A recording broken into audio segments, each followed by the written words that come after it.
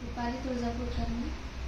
मला पाळीची म्हणजे खूप त्रास होत होता पाळीचा आणि जानेवारी महिन्यापर्यंत रेग्युलर येत होती. पण मग फेब्रुवारीपासून असं व्हायला लागलं की 8 दिवस यायची, परत 2 दिवस थांबायचं आणि नंतर परत सुरू व्हायची. आणि पाळी यायच्या अगोदर पोटामध्ये खूप दुखायचं, कमरेत दुखायचं आणि इतका फ्लो होता जास्तीचा की मला दिवसात 4-4, 5-5 पॅड बदलावे लागायचे. आणि मग या महिन्यात तर मार्च महिन्यात असं झालं की 15 दिवस कंटिन्यू जाऊन परत 4-5 दिवस झाले की सुरू झाली पाळी आणि खूप जायला लागलं.